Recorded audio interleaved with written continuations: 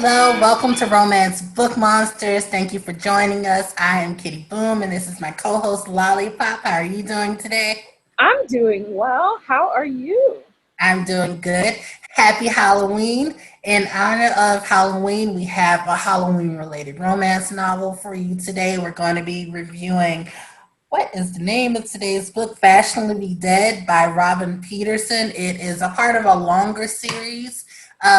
There are about, I want to say 10 books in this series. Since it's an older book, the series has been completed. So it's something that you can go out and read each series, and it's all available now. So also, hit subscribe if you would like to join us for our next book review, and please feel free to go back and see the previous books that we've reviewed. So, what's Fashionably Dead? What'd you think about it? I love this book. Listen, Astrid is my spirit animal. She has a foul mouth, she loves to cuss. She will tell you like it is, and she is designer loving. She calls herself a Prada whore. Now, Prada is not my brand, but I can understand loving high quality designer apparel and accessories. For She definitely, yeah, she definitely makes me hesitant to go and get hypnotized ever for anything. because she got turned into a vampire against her will. This is not a book where she wanted. She didn't even know they existed. She got turned into a. Wanted to stop smoking.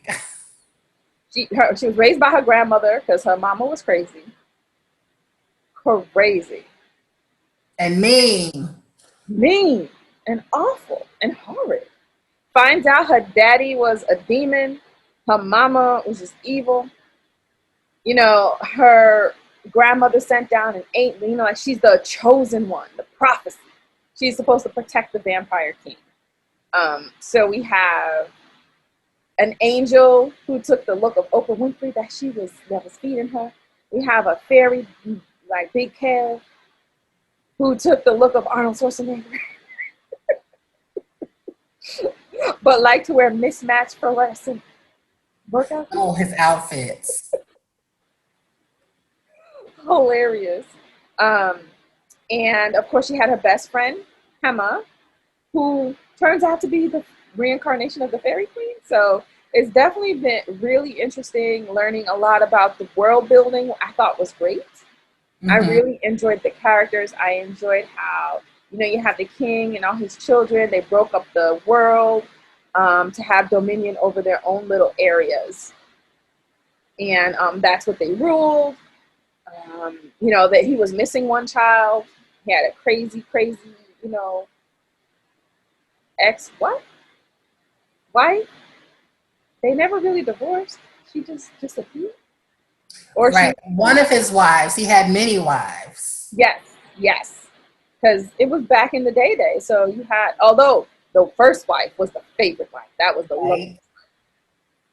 And that's trying to turn her into a vampire is when he realized you can't turn women who have had children into vampires. Which is very weird. Mm-hmm. So it was not good. But I love that character. I thought she was hardworking. I mean, once she knew she had to learn how to fight, once she knew what she was up against, she was in it. She was in it to win it. She was doing her best. She wasn't crying about, her lot in life.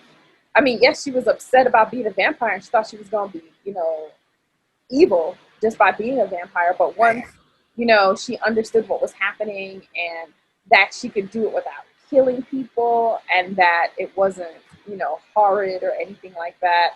And of course, I would have to say one of my favorite scenes is when, so the main male character who, becomes the love of her life is Ethan.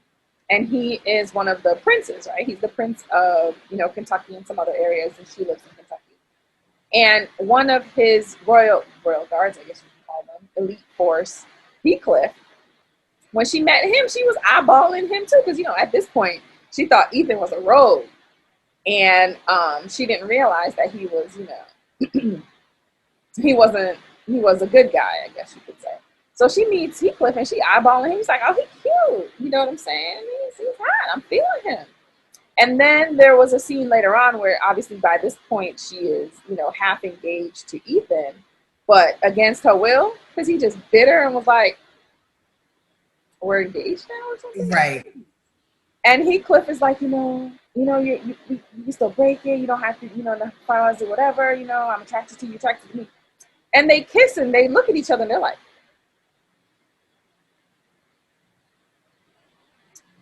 let's try this again. They did it again and they're like, yeah, I felt like I was kissing my brother. And he was like, I felt like I was kissing my sister. So obviously our attraction is not sexual. We just want to be each other. I don't know how you confuse the two. Well, she don't have no siblings. So she just, because she thought you gotta remember though, they also thought each other was hot. Right? Right. So I think that was what led to the confusion a little bit. But even then, they didn't know that they were related. And technically, are they really? Because it's like the reincarnation of their mother is her grandmother. Like it was Like, weird. of course, like we've seen where it's like, oh, people like each other and they like kiss or do something intimate and it's just no chemistry at all. But to Yeah. say it's like, oh, I think we're meant to be siblings instead. Right. Or we're just meant to be friends. Yeah. Meant to be friends because it's just not the attraction was purely mental and now it's not. So I really enjoyed the side characters. I really felt that you saw the development of Astrid through the series into becoming the chosen one. It wasn't like, oh, I'm all powerful and I can do it all. I can save everybody. I won't experience any loss. She experienced loss. I was so sad when Samuel died. I was heartbroken because I was like, she had already saved him before. And then, to turn around and actually lose him, and she couldn't save him because it was too late. It was heartbreaking for her. Yeah. So you see the transition of her character and how, she makes a vampire best friend to go along with her, fairy best friend, right? The queen of fairies, or and she becomes part of this extended family. Obviously with Heathcliff and his sister Kathy, and then their father, they're like, oh my God, they're ready to bring her into the fold and stuff. And Kathy, who hated her because she wanted Ethan, and couldn't have him because they weren't true mates, so he was not interested in pursuing anything further with her. And how weird was that? They hadn't slept together in 20 years. 20 years is a drop of a bucket when you're 500 years old. I know, but it's still 20 years that, you haven't been with this person and they've been with other people. But nobody was serious. It's the same thing as in the last book. Yeah. The same thing as in The Favorite by Suzanne Wright. As long as you ain't got nobody serious, it's cool. But the minute you get serious about somebody, we got a problem. Right. So I totally see where she was coming from. But she got over it. She did. I mean, yes, she was hostile towards the girl, but it wasn't like she was outright trying to ruin her life or kill her. She was just showed that she didn't like her. So then she came in and asked for forgiveness when she realized that was basically her sister, or she was her aunt. But I mean, the girl did almost die for her in order to get that forgiving ask. Right. Well, it was more because they happened to go to the house. Well, but I think she would have asked for forgiveness. Once she found out that the girl saved her, I think she would have asked for forgiveness regardless. Because that's just the arc that they would have gave that character. Right. But it just happened to add even more emotional angst to find out that that's her niece sister. Yeah, niece sister. I don't know. This reincarnation stuff, man, it gets messy. But yeah, so obviously with defeating her dad and getting pregnant because she's the chosen one, vampire pregnancies are not something that happens. So this her being pregnant, finding out she's pregnant with a boy, almost losing the baby and having to use her fairy wish to bring the baby back because it was her mother who sliced her across her chest, right? Was it her mother? It was her mother. Her mother who what? Who sliced her across the chest that she lost when she felt the baby die. It was when she was fighting her mother. It wasn't Yes. her dad. It was with her mother. Yeah. Yeah, her mother was crazy. But her mother also turned out to be, the Vampire King, one of his many wives, and she wanted to kill the Vampire King to get immortality. But it's also like, what makes you think this devil is telling the truth? Right. You could kill the Vampire King and still not get immortality because the devil might have been lying. And so you've been sleeping with this devil for 500 years and having all these rogue babies that you hate and eventually killed anyway because Yeah, none of army. them was, none of them was good. She's like, the worthless but most useless one out of all of y'all was the only one that was good. I was like, She was crazy. She was so crazy. I can see why people have money this way. I mean, the only thing she could have did worse was try to sell her the drugs or something. Like, Yeah. she could have did that with it. Don't call me mother. I'm Petra. I'm not your mother. And then she tried to be nice. Call me mother. I never said that. Oh my gosh, I thought one of the most hilarious. I'm sorry, what was that? I was like, the father killed her, and then she came back. The demons ate the mother. I mean, I was like, I get why this is called the hot damn series because I was Yeah. like, hot damn a few times in this book. I'm still like wondering though, like where were the demons in the ceilings coming from? Like, Well, remember, hers were fallen angels. yes, hers were. But how did they just appear like in the wall? And remember when she went to the vampire house, they started to grow on that wall too. And then her mother had like this big old set of them in her house. Because because you had good ones and evil demons, right? You have good demons. Right. But I'm like, how are they assigned to them? Like, are they just growing by their energy? Like, do they go like everywhere they go? How are they getting new sets of them? Like, I had a lot of questions Well, behind that. I think part of it is she's the only one that could see them. So they could have always been there, but it wasn't until she actually, or they surround themselves with people who they know can see them, right? Because remember, they even said her demons was like, we eat bad demons. And they were like, we eat them at the strip club, at the car dealership, at other places. So I don't think it's only her. I think they escape out of hell and they just do good, or I mean, they just do nothing, the good ones, or they do bad and try to control humans and do different things. I guess. But oh, I thought it was just hilarious how you remember like okay, she wants to stop smoking. So she goes to the hypnotist to get hypnotized so she can stop smoking. And then she wakes up a vampire. She's been turned. And she's laying there, she's thinking, the hypnotist is like, I want a cigarette, but I can't breathe to smoke the cigarette. Exactly. So she's trying to smoke it, but she can't inhale for it to get started. And she's like, oh my gosh, the hypnotist made it possible that I would stop breathing.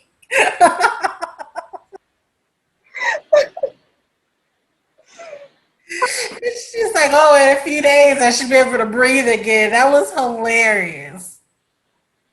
It was funny.